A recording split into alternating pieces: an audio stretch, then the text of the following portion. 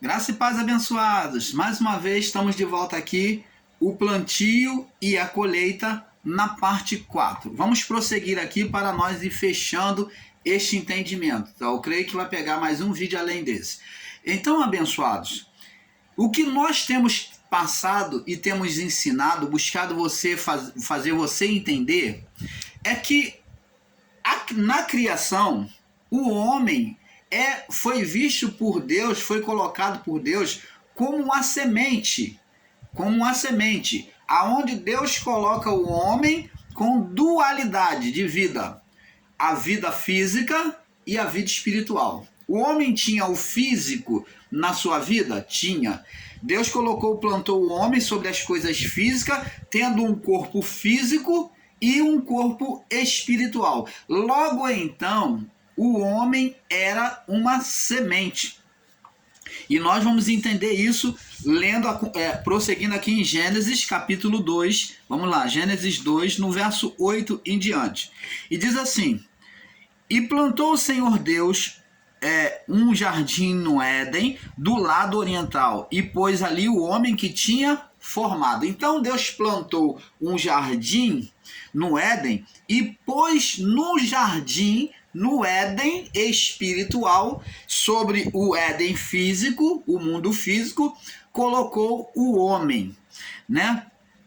E fez o Senhor Deus brotar da terra todas as árvores agradável à vista, boa para a comida, a árvore da vida no meio do jardim, e a árvore do conhecimento do bem e do mal. Agora pula aqui para o verso 15, diz assim, Gênesis 2,15: E tomou o Senhor Deus o homem e pôs no jardim para lavrar e guardar. Então, preste atenção. Deus constituiu o homem como autoridade sobre o mundo físico, quando ele era autoridade sobre toda a criação, sobre o homem, né? E ele esperava como uma semente. Deus plantou o homem na criação, o Adão, por meio daquele espírito querubim, que era o espírito querubim. Então ele esperava que este homem Adão viesse gerar o quê? Filhos espirituais. Foi a criação de Deus, foi um plantio na vida, quando Deus formou o homem, foi um plantio de Deus para ele, esperando que viesse frutificar somente filhos espirituais. Deus plantou ali o homem físico e espiritual, com as duas naturezas, esperando, quando ele formou a mulher para ter o sexo com o homem e mulher, para que por meio dessa relação o homem gerasse em perfeição, naquele mesmo estado, sem perder aquele estado, gerasse filhos espirituais. Então nós vamos vendo aqui que houve um plantio da parte de Deus, aonde se iria gerar filhos espirituais. Deus criou os anjos pelo haja luz. Mas Deus agora queria fazer uma outra forma de criação, uma forma gerada e não pelo haja. Deus queria que, criando o homem, como ele criou o homem, vê que tudo foi manuseado. Deus manuseou o pó da terra com as mãos, fez um boneco e soprou o espírito querubim sobre o boneco, pelo fôlego dele. Então, de dentro de si, ele colocou um espírito querubim naquele boneco, no seu fôlego, e ali ele esperava, por meio daquele espírito querubim, que foi denominado Adão, então que gerasse filhos espirituais. Você está entendendo, amado? Então, este foi o plantio de Deus. O plantio físico foi para o homem, para frutificar para o homem. E o plantio espiritual para Deus. Adão ali era a representação de Deus na criação, aonde ele cultivava no plantio físico, que trazia fruto da terra para ele, para Adão. E o Adão era o plantio de Deus para frutificar para Deus. Você está entendendo, amado? Então, as duas naturezas existem no homem. Não adianta ninguém tentar tirar isso, que o homem é dotado das duas naturezas, as duas manifestações, a física e a espiritual. Na física, o homem manifesta no mundo espiritual. Preste atenção. Aí vem o irmão Paulo ensinar para você, fazendo você entender que agora, no físico, o homem iria expressar o espiritual. O homem iria expressar o espiritual. Agora, no físico, o homem iria manifestar, por meio do físico, o homem iria manifestar o espiritual. Por quê? Porque a alma do homem, entenda isso, a alma do homem, ela é o meio, o centro das vontades, tanto do espírito quanto da carne. A alma, ela manifesta as vontades, tanto do espírito quanto da carne. Quando dizemos que uma pessoa está sendo carnal, é porque a alma dela, os desejos, o prazer dela está sendo para a carne. Quando dizemos que uma pessoa é uma pessoa espiritual, está sendo espiritual, é porque estamos dizendo que a alma dela está tendo prazer para o que é de Deus, do Espírito. Por isso que Ana pôde dizer, aliás, Marta pôde dizer, Maria pôde dizer, a minha alma engrandece ao Senhor. Olha só, a minha alma engrandece ao Senhor. Olha, a alma dela tinha prazer, encontrou prazer em quem? No Senhor. Aí o que aconteceu quando a alma de Ana, de Maria, encontrou prazer nas coisas de Deus? Aí a seguir ela vem dizer, o meu espírito se alegrou. Então, se a nossa alma, ela tem prazer nas coisas de Deus, então significa dizer que o espírito nosso vai se alegrar, vai ter força. Então o espírito, ele vai se tornar forte no Deus nosso Salvador. A minha alma engrandece ao Senhor, o meu espírito se alegra, em Deus, o meu Salvador. Então, se a alma ela se volta para o espírito, logo estaremos sendo pessoas espirituais. Mas se a alma ela tem prazer naquilo que é carnal, logo seremos pessoas carnais. Não existe isto, irmão, que está sendo ensinado em graça de que o homem foi feito para ser carnal, de que o homem é carnal, que o diabo é a carne do homem. A alma do homem muitas vezes tem desejos bons.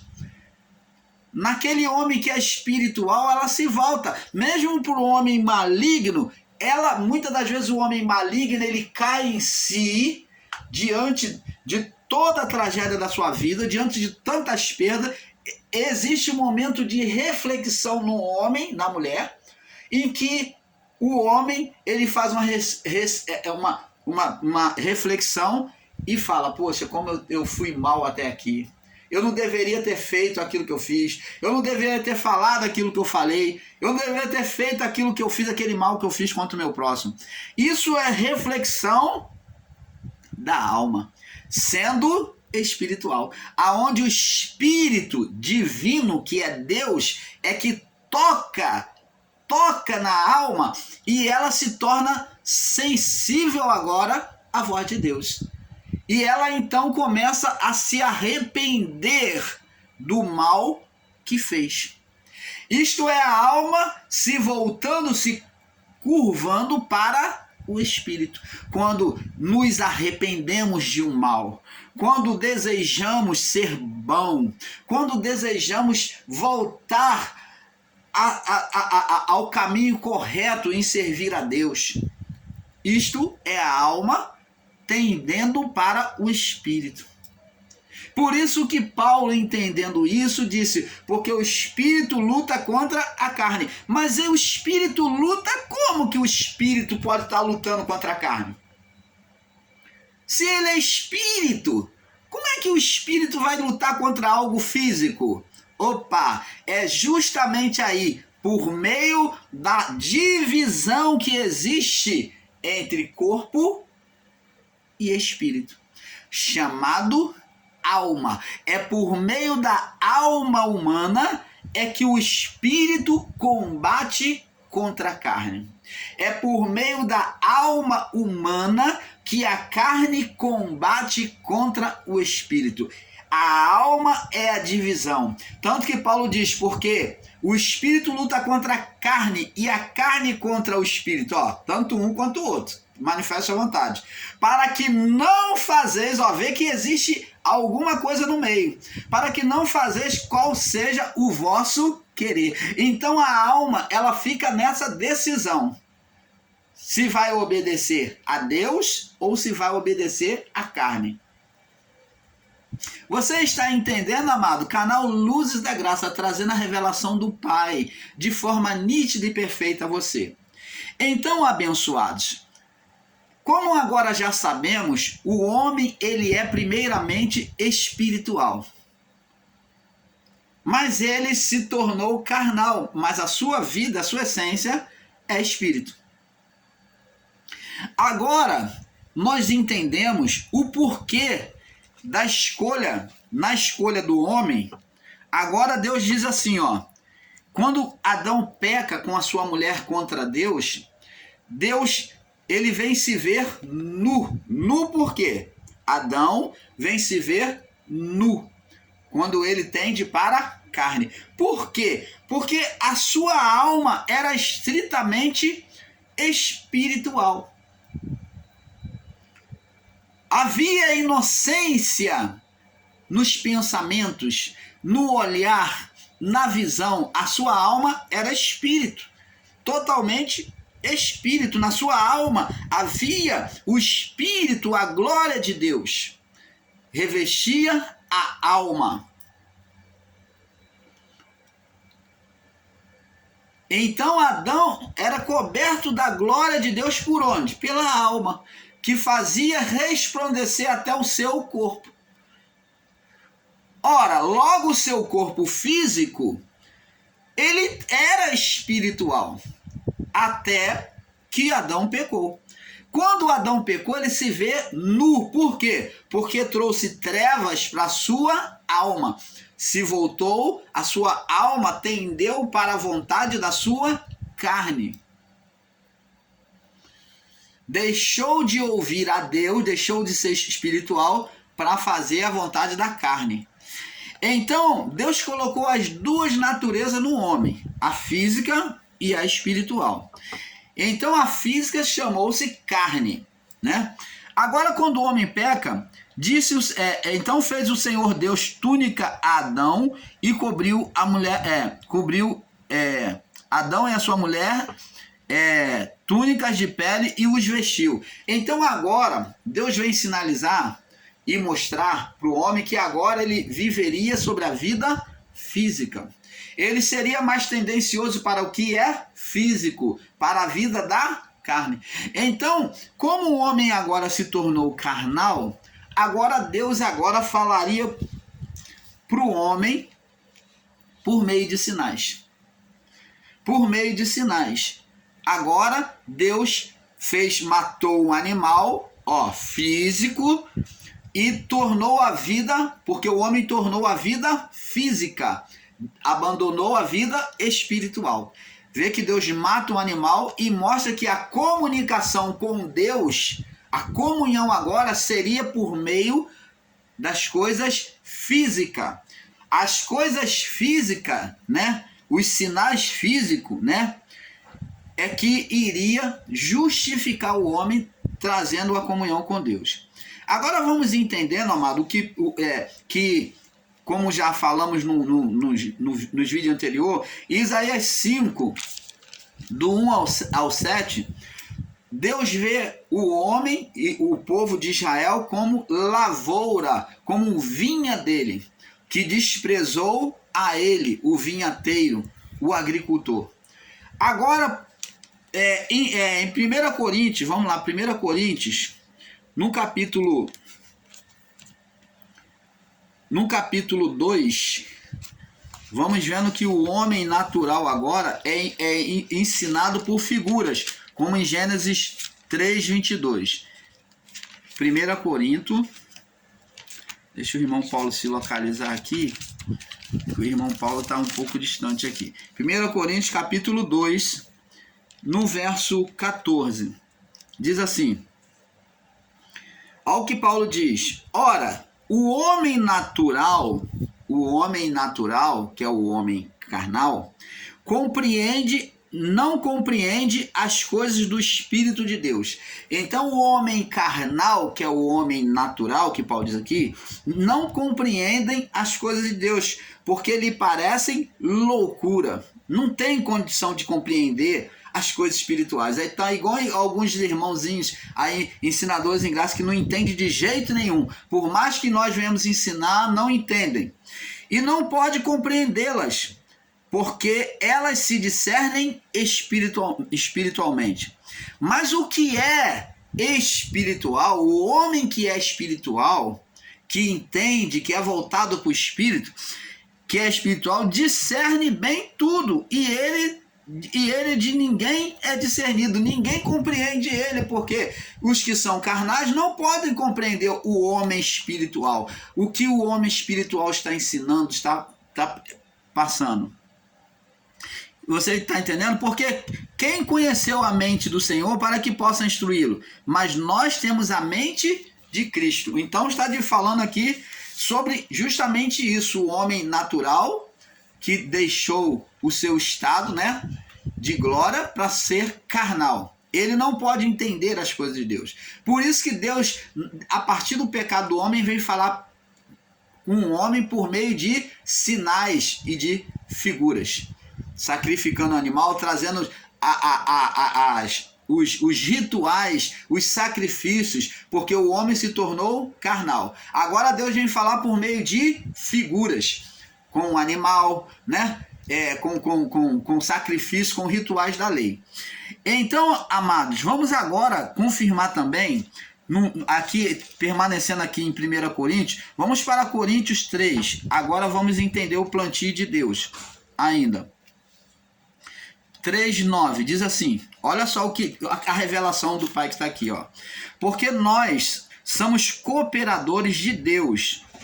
Vós sois lavoura de Deus, como Israel foi chamado de lavoura de Deus, né? A vinha do Senhor.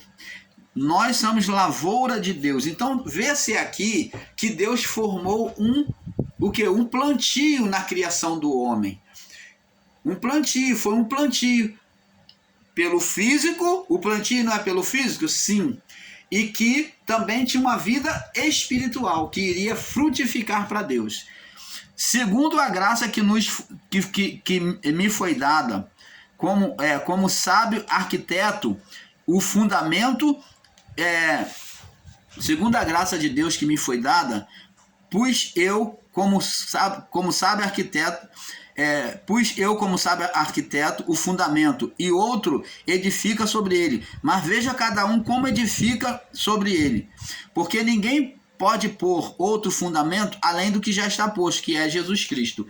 Então, abençoado, está vendo que aqui Deus criou a criação, o homem, como uma semente, colocou o homem como uma semente com dualidade de corpo e espírito, vida física e vida espiritual. Negar este fato é negar a própria existência. Negar que existe atuações espirituais no mundo após o juízo é negar a existência.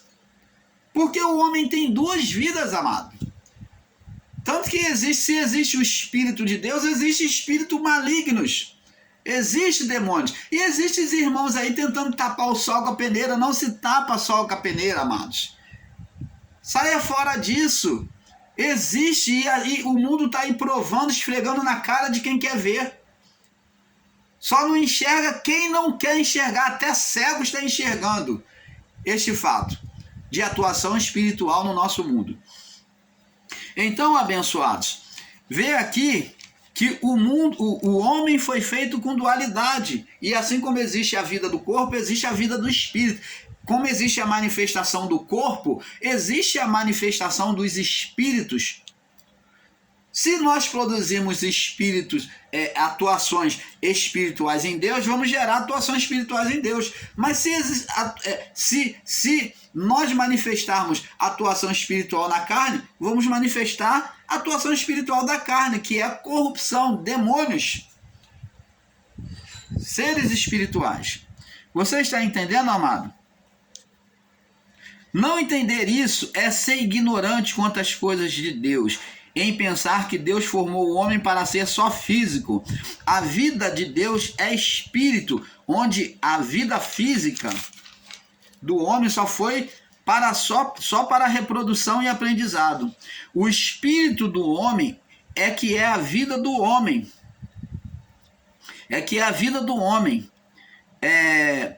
Primeiramente é espírito, o espírito de onde depois foi revestido de carne. Gênesis 3,19, que o homem quando peca passa a ser pó, né? Carnal. Salmos 103,14, Salmos 102,14. Então, amados, a alma é que faz o plantio tanto da carne pela alma. O plantio nosso para o mundo espiritual, esse plantio no mundo espiritual é feito pela alma, tanto para a carne quanto para o espírito, pois ela é a única originária do espírito. Então ela é a única vida do espírito. Quando Deus soprou, trouxe a vida. Essa vida é a alma do homem. Então ela que vai produzir tanto para a vida espiritual, porque a alma produz manifestação espiritual. A alma não produz manifestação física. Então a alma produz manifestação espiritual. O corpo produz o físico, a ação do corpo produz o físico pela alma. Mas a alma, no mundo espiritual, ela produz manifestações espirituais. Ela vai produzir tanto ações malignas, produzindo demônios, como pode produzir ações benignas, produzindo louvor a Deus, agradando a Deus. Agora, abençoados, vamos analisar o que Jesus nos mostra na semeadura. Então, como já falamos lá no livro, vamos lá de Mateus, capítulo 13, vamos voltar lá na parábola do joio e do trigo, 24, diz aqui, ó, provando para vocês que a vida, ela é um plantio, tanto na física quanto na espiritual.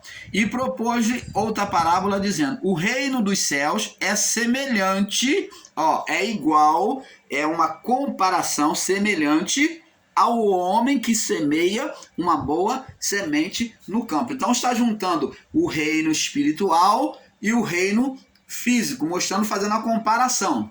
Juntando os dois. É o que aconteceu no Éden, o mundo físico ou o mundo espiritual.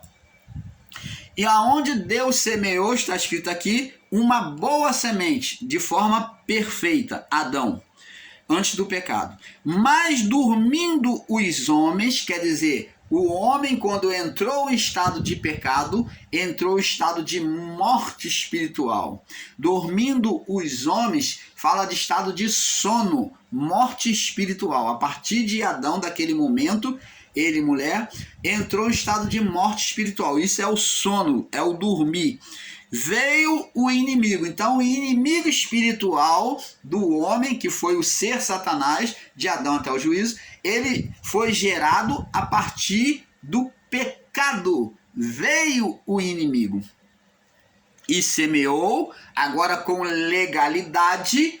Veio o inimigo, quer dizer, foi formado o inimigo, foi gerado o inimigo, e agora com legalidade ele semeou o joio. Ele agora teve legalidade de gerar filhos, como está escrito aqui, vamos ler aqui, Gênesis para os desentendidos, né? Diz aqui, ó, sobre a sentença da serpente, diz aqui, ó, e porém inimizade, ó, 3,15, e porém inimizade entre ti e a mulher, falando com quem? Com a serpente, o ser espiritual.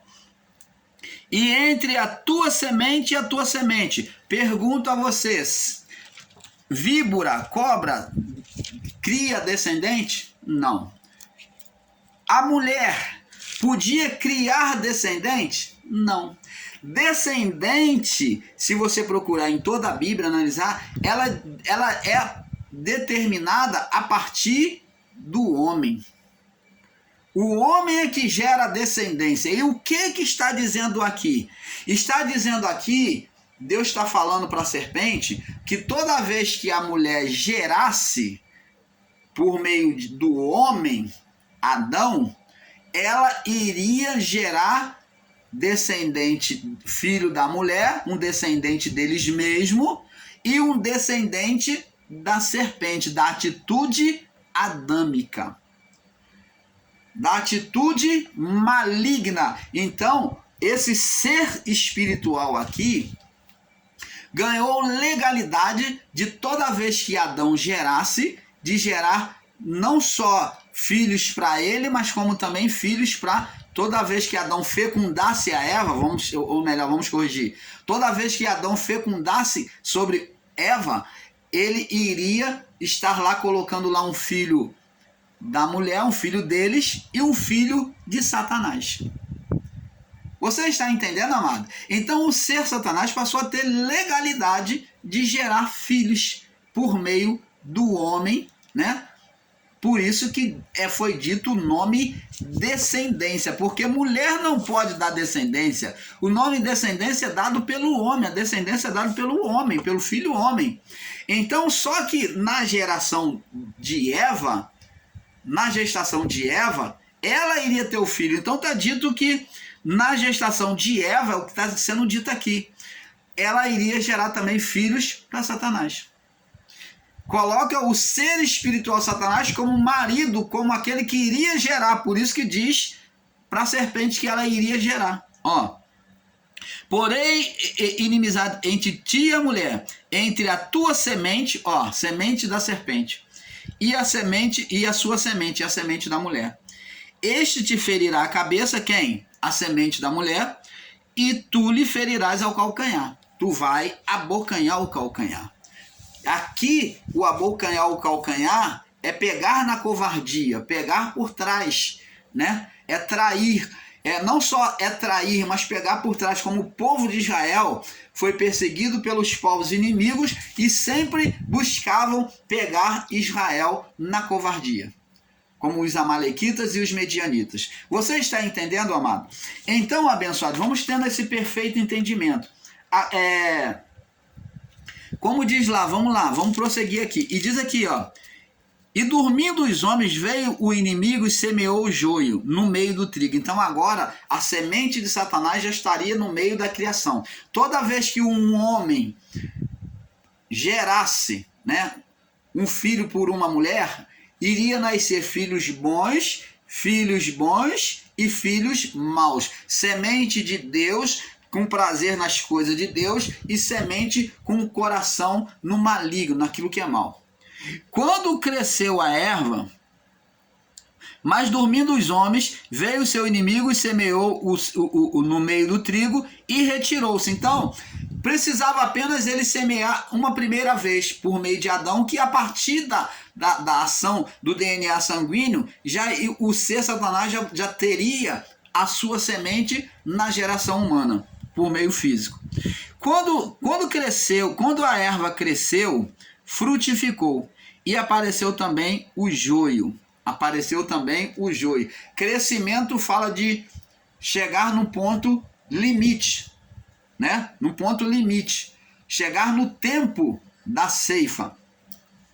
E os servos de pai de família, né, próximo ao tempo da ceifa, né? Os servos de pai de família, indo ter com ele, disseram: Senhor, não semeaste tu no teu campo boa semente? Por que tem então joio? Deus semeou boa semente. Os anjos sabiam disso. E eles falaram, por que tem o joio? Então ele lhe disse, o inimigo é quem fez isso. Inimigo espiritual. Opositor. Um opositor. E os servos lhe disseram, queres, pois, que vamos arrancá-lo? Os anjos estão querendo arrancar, passar a ceifa. Ele, porém, lhe disse, isso aqui é a representação de Deus, tá? O pai de família. Ele disse, não, para que ao colher o joio, não arranqueis também com ele o trigo. Então espera o tempo amadurecer.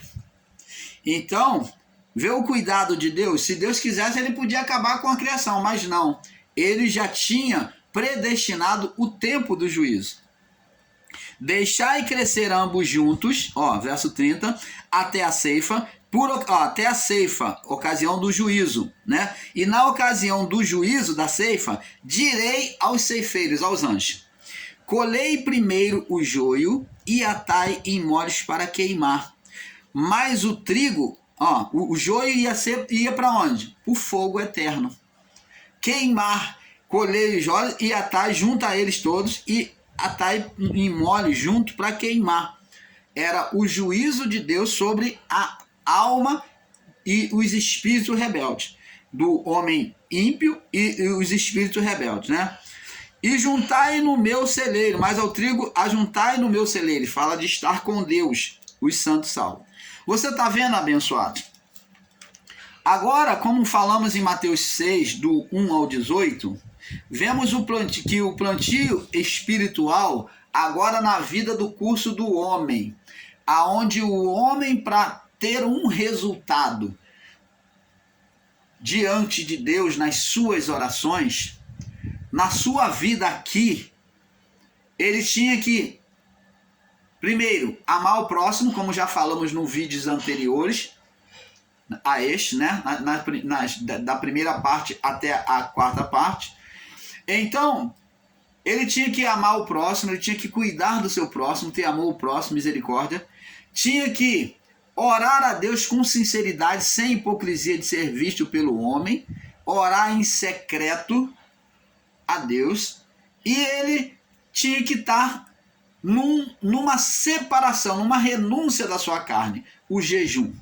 Então, nada disso pode ser desprezado.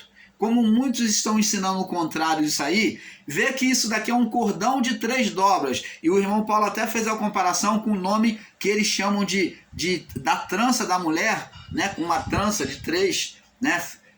Bolo de fio de cabelo, chamado de Teresa. E no catolicismo eles falaram que era cordão de São Francisco, né? Chamado de cordão de São Francisco, o cordão de 3 dobras, é o que se fala dentro da religião. Mas esse cordão de 3 dobras, independente, ele representa essas 3 ações do homem, que o homem precisa para ser perfeito diante de Deus e ter as suas orações atendidas. Nós vamos passar para o próximo vídeo, porque é um pouco aqui, um pouco ali, e então vamos estar continuando, explicando na parte 5 e terminando. A paz.